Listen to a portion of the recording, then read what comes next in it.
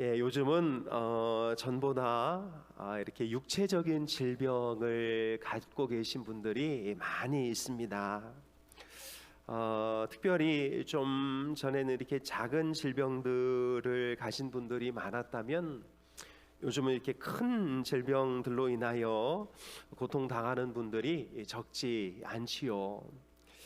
또한 그와 더불어 요즘 교회 안에 현저하게 많이 보이는 분들이 계신데, 이분들은 이 정신적인 아픔을 가지고 있는 분들입니다. 마음이 아프고 힘들어서 누구에게도 말하지 못하는 사람, 또 그 정도가 심해서 이 우울증과 불안증에 시달리고 있는 사람, 또한 공황장애와 여러 가지 정신적, 심리적 문제를 가지고 교회를 찾아오는 사람들이 점점 더 늘어나고 있다라는 것이지요. 한국교회 트렌드 2025는 2025년에 교회가 준비해야 할 정말 중요한 부분 중에 하나가 이 멘탈 케어, 이 정신치료 부분이라고 이야기를 하고 있습니다. 이 정신적인 고통을 가지고 찾아오는 사람들을 잘 케어해주고 그들을 잘 수용해 줄 수 있는 교회가 성장하고 살아남을 수 있다라는 것이지요. 한국교회 트렌드 2025 조사에 따르면 이 개신교인들 중에 지난 2주간 동안 우울증에 시달렸다라는 대답이 23%, 불안증이 21%, 중독이 7% 순으로 매우 고통스러운 순간들이 있었다고 응답하였습니다. 심지어 이 2주 안에 자살을 한 번이라도 생각한 경우가 11%나 되었고, 자신의 정신 건강이 걱정된다는 응답도 25%나 되었습니다. 이런 설문조사 결과는 이미 이 정신건강의 문제가 우리 한국교회 안에 얼마나 지금 심각하게 많이 들어와 있는가에 대한 반증을 우리에게 해주고 있는 것이지요. 그럼에도 이번 조사에서 교인들이 이 정신적인 어려움을 호소할 때 필요한 전문 상담이나 병원 치료를 받는다는 응답이 매우 저조한 것으로 나타나고 있습니다. 교인 중에 상당수가 자신의 정신 건강으로 인하여 고통받고 있지만, 자신이 정신적인 어려움을 겪고 있다고 말한 이 1000명 중에 상담을 받고 있는 사람은 1000명 중에 13명, 그리고 치료를 받고 있는 사람은 22명, 그리고 아예 아무것도 하지 않는다는 사람이 11명으로 드러나고 있습니다. 그런데 이들은 특별히 이런 자신의 아픔을 교회에다가는 잘 말하지 않는다라는 것이 가장 큰 아픈 현실이지요. 가까운 사람들만 알고 또 아무도 모른다가 약 75% 이상이 되고, 내가 아픈 것을 교회에서 안다, 내가 아픈 것을 교회가 좀 전체적으로 안다 하는 분들은 약 25% 정도밖에 안 되는 것을 보면, 이 정신적인 아픔이 교회 안에서 편안하게 오픈되어져 있지 않다라는 것을 우리에게 말해주고 있는 것이지요. 사실 우리만 보더라도 누가 이렇게 정신적인 아픔을 가지고 교회에 들어오게 되면 이걸 어떻게 해줘야 될지 잘 알지 못합니다. 그래서 힘들어도 그분들을 다 받아주든지 아니면 처음부터 관계를 멀리 하든지 둘 중에 하나인 것이지요. 사실 목회자들 중에도 이 부분에 대한 지식을 갖춘 분이 많지 않고, 또 목회자가 전문적인 지식을 가지고 있다 해도 교회가 그분들을 위해서 쓸 수 있는 에너지와 또 재정을 충분히 갖추고 있는 교회가 그리 많지 않기 때문에 이들을 이제 도와줄 수 있기가 참 쉽지 않은 것이 사실이다라는 것입니다. 얼마 전 저희 교회에도 이렇게 한 집사님이 오셨는데요, 마음이 너무 무너져 계십니다. 여러분이 마음이 다 망가져 있으면 이 언어의 틀이 다 깨져 버려요. 그래서 이게 무슨 말 하는지 이게 횡설수설하는 일들이 많은데요, 이 언어가 이렇게 다 망가져 있다는 것은 마음이 지금 심각하게 깨져 있다는 것을 반증해 주는 거거든요. 그래서 교사를 하고 싶다고 해서 집사님, 교사보다는 지금 예배에 좀 더 집중하시고 하나님 말씀을 좀 더 듣는 게 좋겠습니다 라고 권고해 드렸는데요, 바로 이제 교회를 오시지 않습니다. 무시했다는 거죠. 그분에게 아이들을 맡길 수는 없습니다. 그렇다고 해서 그분이 교회를 이렇게 떠나는 것도 참 마음이 아픈 부분인 것이지요.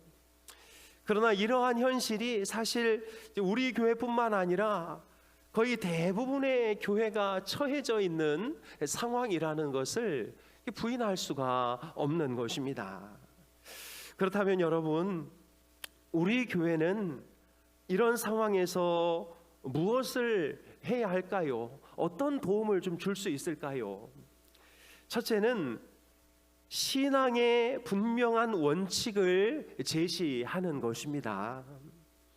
말씀에 근거한 기준을 딱 세워줌으로 그 기준에 서 있으면 불안해할 필요 없다라는 것을 그들의 마음속에 넣어주는 것이지요. 이 기준 안에 들어와 있으면 불안해하지 않아도 된다라는 것을 먼저 가르쳐 주는 것이 너무 중요한 것입니다. 예를 들어 돈과 경제적인 이슈가 이 스트레스의 압도적인 원인이 된다면 교회는 성경적인 돈의 원칙을 분명하게 가르쳐 주고 그 원칙을 그들의 마음속에 넣어줘서 당장 돈이 없다 할지라도 이 신앙의 기준에 맞으면 불안해하지 않아도 된다는 것을 가르쳐 주는 것이 교회가 가장 먼저 할 수 있는 일인 것이지요. 여러분, 정신과 병동에 가면 한 사람을 테스트하기 위해서 이 방에 수도꼭지를 졸졸졸졸 이렇게 틀어놓고는 그의 손에 이렇게 걸레를 쥐어준다고 합니다. 그러면 어떤 사람은 일단 수도꼭지부터 잠그고 걸레질을 하는 사람이 있는 반면에 어떤 사람은 이거를 잠그지 않고 계속 걸레질만 하는 사람이 있다라고 그래요. 그래서 이 수도꼭지를 잠그고 걸레질을 하는 사람은 이 회복의 속도가 빠르고 금세 퇴원할 수 있는데요, 이걸 잠그지 않고 계속 걸레질만 하는 사람은 사실 낫기가 쉽지 않은 상태라는 것을 말해주고 있는 것이지요. 삶의 문제를 이 신앙적인 원칙으로 대응하지 않으면서 교회가 겉으로 드러나는 이 우울증이나 불안만 해소하려고 한다면 마치 수도꼭지를 틀어놓은 채로 바닥에 물만 계속 닦으려고 하는 것과 마찬가지인 것입니다. 그러니까 정신적으로 힘들고 어려운 분이 오면 일단 그분에게 말씀을 잘 심어서 그런 부분들은 불안해하지 않아도 된다는 것을 차근차근 넣어주는 과정이 교회가 해야 할 첫 번째 과정이라는 것을 우리는 꼭 기억해야 합니다. 그래서 여러분, 이 정신적으로 아픈 분들이 오시면 말씀을 듣는 자리로 계속 초대해야 합니다. 그리고 정신적으로 조금 어려운 부분이 있다 할지라도 양육이나 이렇게 성경을 듣는 자리로 계속 가게 해서 그가 이렇게 불안해하는 그 원인의 기준점을 잡아주는 것이 교회가 해야 할 가장 첫 번째 과제라는 것을 우리는 꼭 기억해야 할 것입니다. 여러분, 말씀이 일단 들어가면 포기해야 할 것과 집중해야 할 것이 선명하게 드러납니다. 대부분의 불안은 포기해도 되는 것을 포기하지 않을 때 나타나는 것이거든요. 대부분의 불안은 분명한 기준이 없기 때문에 일어나는 경우가 많습니다. 그래서 교회는 이 성경적인 분명한 기준을 제시하고 그 말씀에 어긋나지 않다면 더 이상 불안해할 필요가 없다는 것을 끊임없이 가르쳐주고 또 알려줄 의무가 있는 것이지요. 이것이 근본적인 치료는 안 될 수 있어도 스트레스 발생의 상당한 부분을 미리 예방하고 줄여나갈 수 있는 교회의 첫 단계라고 할 수 있을 것입니다. 또한 두 번째로 교회는 이 정신 건강에 대한 지식을 좀 가지고 있어야 됩니다. 이건 목회자뿐만 아니라 우리 모든 성도님들이 다 가지고 있어야 되는 부분인데요. 어떤 교회는 작은 정신적인 문제를 교회에 와서 막 크게 키워내는 일들이 벌어져요. 그 아이가 이렇게 어떤 청년이 왔을 때 요거 약만 조금 먹으면 되는데 그걸 모르고 이 정신적인 문제를 영적인 문제로 접근하기 시작하면서 아이가 더 안 좋아지는 이런 경우들을 우리는 많이 보게 되는 것이지요. 약 조금 먹으면 될 일을 귀신이 들렸다면서 이 기도원 저 기도원을 떠돌게 만들다가 오히려 더 큰 병으로 발전시키는 경우가 허다합니다. 과거 우리 한국교회는 이런 부분에 대해서 매우 무지했습니다. 정신적인 질병을 마치 귀신 들림으로 오해하여 병을 키운 예가 수도 없이 많은 것이지요. 그때는 정신병에 걸리면 마치 믿음이 약해서 그런 것이다, 집안에 악귀가 껴서 그런 것이다, 이렇게 잘못 해석되는 경우가 적지 않았고, 잘못 해석되다 보니 잘못된 처방이 내려질 수밖에 없었던 것이지요. 그래도 다행인 것은 이 책에 따르면 대부분의 개신교인들과 목회자들이 정신건강의 문제를 믿음이 약해서 나타나는 현상이 아니다라는 생각을 대부분 많이 가지고 있다라는 게 그나마 다행입니다. 그리고 정신질환도 암이나 당뇨같이 의학적인 질병이다에 동의한 사람들이 무려 80%, 목회자는 89.4%로 훨씬 더 높게 나타났지요. 그러니까 지금 이제 많은 목회자들은 이 정신적인 문제를 기도해서 치료된다고 믿는 사람은 거의 없는 것 같고, 의사 선생님에게 이 질병을 의뢰해서 기도와 약이 병행되어서 치료되어야 된다고 믿는 목회자들이 많아졌다는 것을 증명하고 있는 것이지요. 여러분, 이상행동을 보이는 것을 다 귀신의 장난이라고 생각해서는 안 됩니다. 이상행동은 귀신의 장난일 수도 있으나 90% 이상은 다 정신적인 질병이라고 보셔야 합니다. 그러니까 이건 신학의 문제가 아니라 의학의 문제인 것이지요. 의학의 문제를 신학으로 풀려고 하니까 거기서 문제가 발생하는 것입니다. 여러분, 의학의 해법은 약이나 상담이고요, 신학의 해법은 기도인 것이지요. 그러니까 약으로 처리해야 할 것을 기도로, 반대로 기도로 처리해야 할 것을 약으로, 이러면 큰 문제가 발생하게 되는 것이지요. 다행히 지금은 많은 목회자들이 이 정신적인 질병을 영적으로 보지 않고 이 지정의적인 이 통합적인 시각으로 보는 시각을 갖추고 있다는 것이 그나마 다행인 것입니다. 여러분, 이들의 치료를 위해 약을 쓰는 것이 상담보다 더 중요하느냐라는 문항에 대해서 일반 국민은 55%, 개신교인이 67%, 목회자가 65%의 결과를 내놨습니다. 그러니까 상담보다는 약을 병행해서 쓰는 것이 훨씬 더 효과가 있다는 것을 있다고 이렇게 다 믿는다는 것이지요. 그래서 목회자 그룹에서도 약을 잘 쓰는 것이 너무 중요하다라는 이 사실들을 표현하고 있는데요. 실제로 요즘 약들은 옛날 약에 비해서 부작용이 매우 적다는 것이 정설로 나타나고 있습니다. 그런 여러분, 혹여나 주변에 정신적인 아픔으로 힘들어하는 사람이 있다면 목회자에게 상담도 받고 또 정신과 의사에게 상담을 받도록 권유해서 약이 필요하다면 의사 선생님을 만나도록 하는 것이 우리가 그들을 돕는 아주 중요한 방법이라고 할 수 있는 것이지요.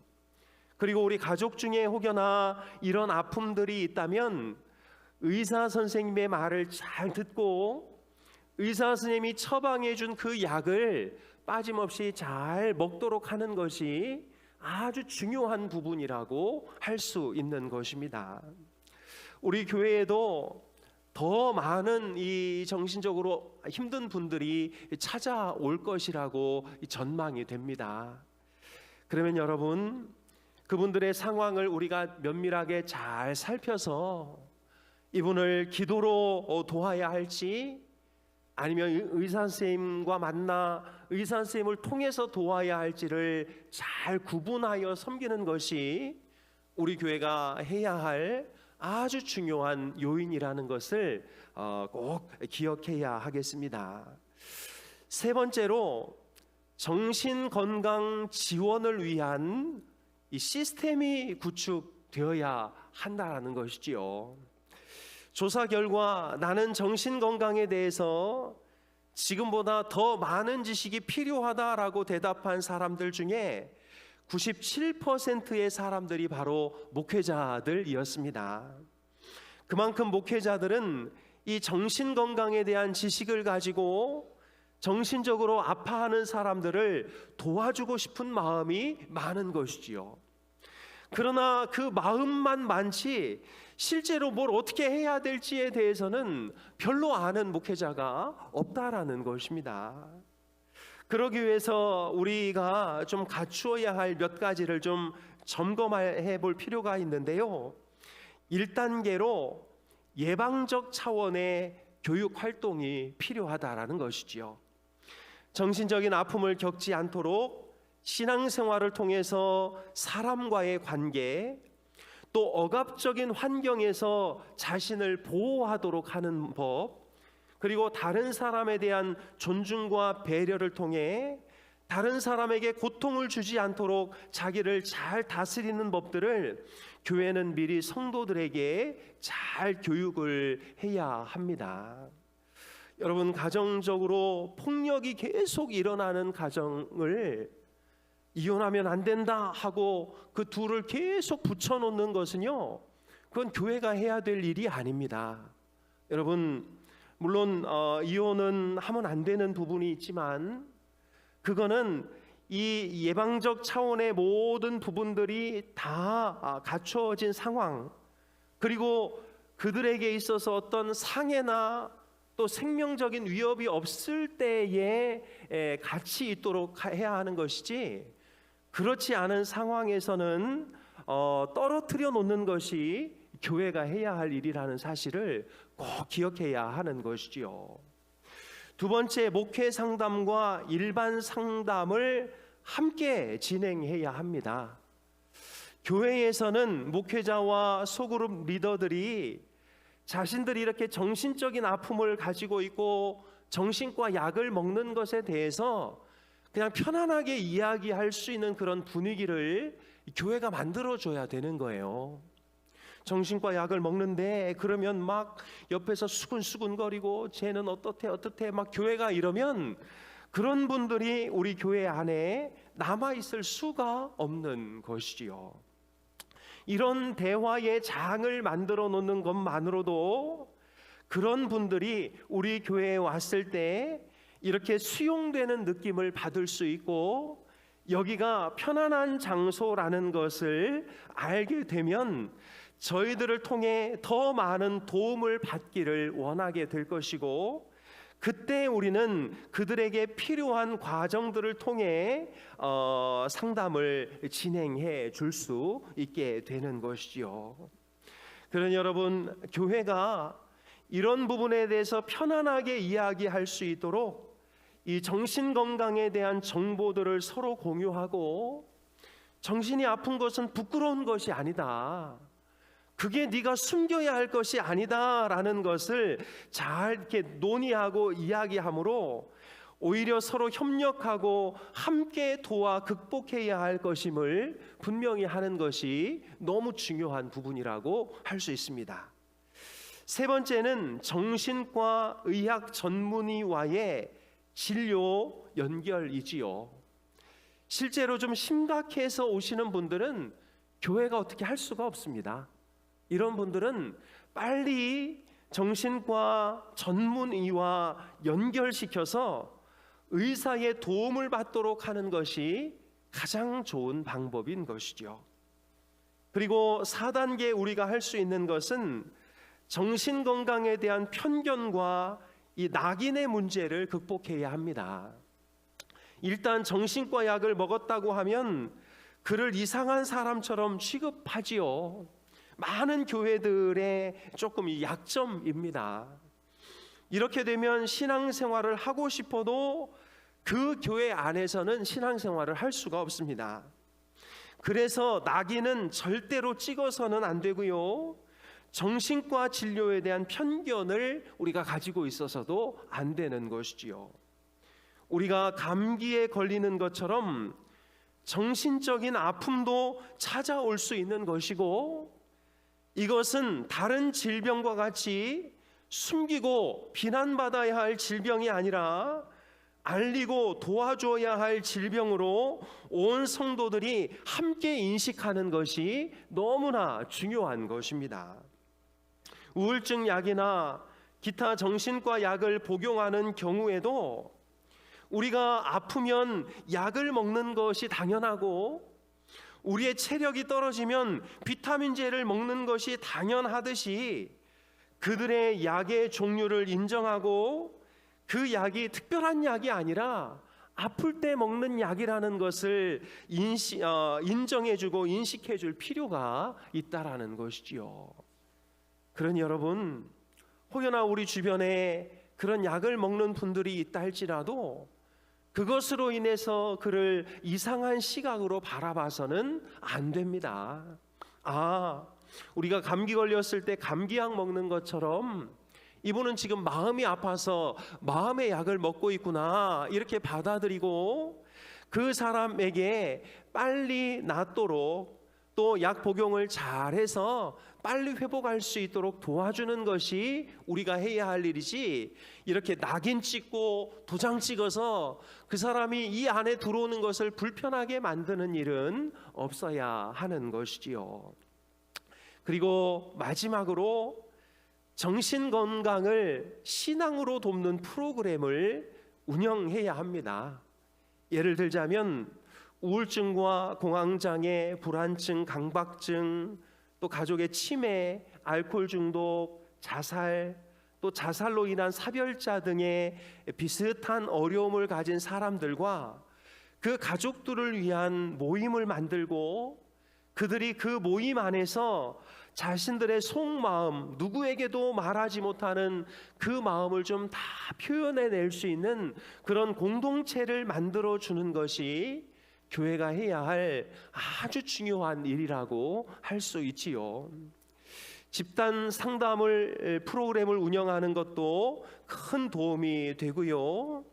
특별히 교회 안에 상담실을 만들어서 누구라도 마음의 아픔이 있으면 상담을 통해 치유해 가도록 교회는 그들을 지원하고 그들의 쉼터를 마련해 주어야 하는 것이지요.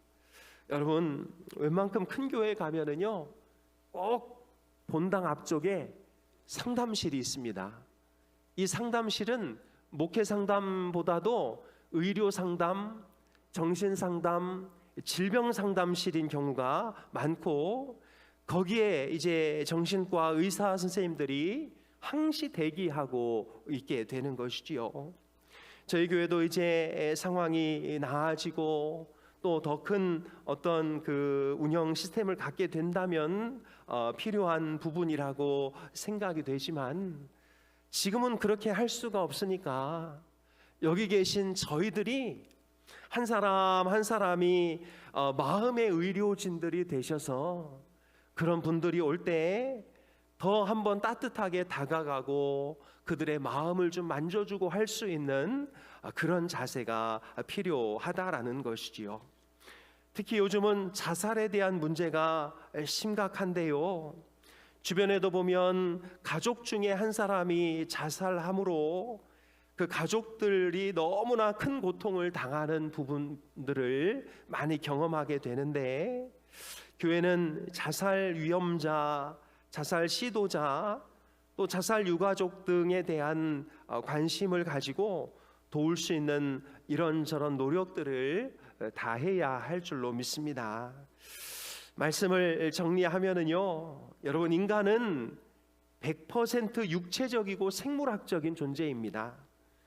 그러면서 100% 정신적이고 심리적인 존재이고 100% 사회문화적인 존재이고 100% 영적인 존재이지요. 무슨 말이냐면 어느 한쪽을 통해서 그 전체를 볼 수가 없다라는 것입니다.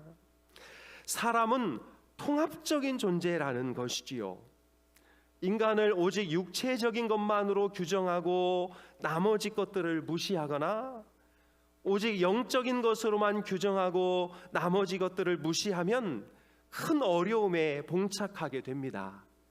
그러니까 사람은 통합적인 존재로서 이 모든 것들이 서로 잘 건강하게 보완될 때 건강한 일상생활과 신앙생활을 해나갈 수 있게 되는 것이지요. 우리 주변에 보면 이 균형이 깨진 분들이 가끔 발견되게 되고요. 우리 교회에도 그런 분들이 많이 지금 들어오고 있는 추세입니다. 그러니 육체적인 모습으로만 그를 바라보지 마시고 또 영적인 문제로만 그를 바라보지 마시고 그의 전 인격적인 부분에 우리가 집중해서 그에게 우리가 어떤 도움을 줄 수 있는지를 좀 고민하면서 그들을 맞아들였으면 좋겠고, 사실 우리 교회에 찾아오는 이렇게 정신적으로 아픈 분들은 우리 교회에 처음 찾아오는 게 아니고 이미 많은 교회를 다 돌다가 그 교회에 정착할 수 없으니까, 이런 마음을 누구도 받아줄 수가 없으니까 돌다가 결국 이제 우리 교회까지 오게 되는 것이거든요. 그러면 우리 교회에서라도 뭐 그들의 치유를 위해서 우리가 뭐 이렇게 해줄 수 있는 능력은 없지만 그들의 그 정신적인 아픔을 공감해주고 이해해주고 또 우리가 해줄 수 있는 부분들에 대해서는 어느 정도 좀 도와주고 또 의사 선생님의 도움이 필요하면 병원도 좀 이렇게 연결해주고 해서 그들이 그래도 여기 있으면 내가 그나마 조금 더 안전하겠다라는 마음을 심어줌으로 우리 울산 흰돌교회가 정말 이 정신적으로 아픔을 겪는 이들과 함께하는 그런 교회가 되었으면 좋겠다 싶습니다. 여러분, 이상한 소리 한다고 피하고 또 이상한 소리 한다고 또 이상하게 대하면 그분은 또 딴 교회를 찾아 나설 것입니다.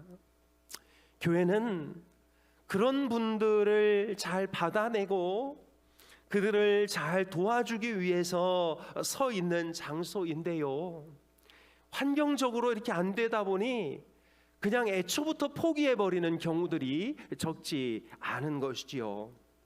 그러나 우리가 오늘 이런 이야기를 좀 들은 이상 좀 이상한 분이 오더라도 애초부터 포기하지 말고 그 사람에게 어떤 부분들이 좀 필요한지 그들의 소리를 좀 들어주고 그들의 마음을 좀 읽어줄 수 있는 우리가 되었으면 좋겠고, 교회적으로는 이들을 위해서 정말 행정적이고 또 실제적인 조치를 좀 취해서 이들이 이곳에 와서 이 정신적인 부분에 있어서 좀 도움을 받는 그런 교회가 되었으면 좋겠다 싶습니다. 그런 교회가 될 수 있도록 계속 기도해 주시고요. 또 그러려면 의사 선생님도 필요하고 정신과 선생님도 필요하고 심리상담사도 필요하고 하니까 주변에 알고 계신 많은 분들과 잘 이렇게 협력할 수 있도록 저희가 힘을 모아야 할 줄로 믿습니다. 우리 교회가 이들을 잘 품고 섬길 수 있도록 함께 기도하고 함께 준비하여서 정말 이제는 울산 전역을 떠돌지 않고 어떻게든 우리 교회에 좀 이렇게 그분들이 또 함께 모이면 그분들의 공동체를 또 만들어 드릴 수 있으니까 우리 교회에 머물 수 있는 그런 은혜가 있도록 좀 기도하면서 이 멘탈 케어 커뮤니티를 좀 만들어 나가는 우리 모두가 되었으면 좋겠습니다. 사실 제가 이렇게 말하면서도 저도 뭘 어떻게 해야 할지 몰라요. 모르는데 그러나 그런 분들 다시 떠돌게 만들어서는 안 된다는 마음은 좀 저에게 있습니다. 어떤 분이 오면 제가 주변 이제 목사님들께 전화를 드리잖아요. 야, 그 고목사 그 사람 울산 전역 다 떠돌아다녔다. 너도 힘들 거다. 그러니까 애초에 포기해라. 이렇게 말씀을 하시는데요. 애초에 포기하고 싶은 마음은 없습니다. 그래도 저희 교회가 품어야지요. 예. 그래서 이 정신적으로 좀 힘드신 분들 사실 지금도 너무 많아요. 지금도 너무 많고 이렇게 새 가족으로 오시는 분들도 보면 많이 힘들고 어려운 분들이 많은데 저희들이 뭐 할 수 있는 만큼 되는 대로 좀 품어서 그들이 또 방황하는 일은 없도록 좀 그렇게 하셨으면 좋겠고, 또 이따가 본인들 뭐 수틀려서 간다 하면 그거 어떡하겠어요. 가도록 하셔야 되는데 그래도 힘돌 교회는 조금 다르더라라는 그런 이미지라도 좀 심어주면 저는 좋겠다 싶습니다. 주변에 좀 이렇게 횡설수설하고 힘들고 어렵고 인사해도 받지도 않고 웃지도 않고 하는 분들 계시면 저거 왜 저래? 이렇게 반응하지 마시고 내가 좀 도와줘야 되겠다 이런 마음으로 그분들을 좀 잘 품어주실 수 있기를 주님의 이름으로 축복합니다. 기도하겠습니다. 하나님 아버지, 정신적으로 힘들고 어려워지는 사람들이 점점 많아지는 이때에 하나님 2025년도에는 이들을 위한 준비를 해야 하는 교회가 더 많은 사람들을 품고 하나님의 일을 할 수 있다고 진단하고 있습니다. 하나님, 그에 비하면 저희들 무엇부터 해야 될지도 모르겠고 무엇을 해야 할지도 모르겠고 정말 아무것도 할 수 있는 것과 준비된 것이 없습니다. 그러나 그 영혼들을 우리 하나님 사랑하고 계시고 그 아픈 영혼들조차 하나님 만져주시기를 원하시는 그 하나님의 마음이 우리 가운데 있도록 도와주셔서 이제 그분들 울산 다른 데 떠돌아다니지 않고 이곳에 정착할 수 있도록 도와주시고, 그분들이 모아지고 한 공동체를 이루었을 때 누구에게도 말하지 못했던 것들을 서로 나누고 서로 하면서 회복되고 치유되는 역사들이 나타나게 도와주옵소서. 하나님, 간절히 소망하기는 우리 교회에도 정신적인 부분 또 육체적인 부분에 정말 지속적인 도움을 줄 수 있는 귀한 손길들이 필요하오니 하나님께서 그 모든 부분들을 마련해 주시고 인도하여 주옵소서. 감사드리며 예수님의 이름으로 기도하옵나이다. 아멘.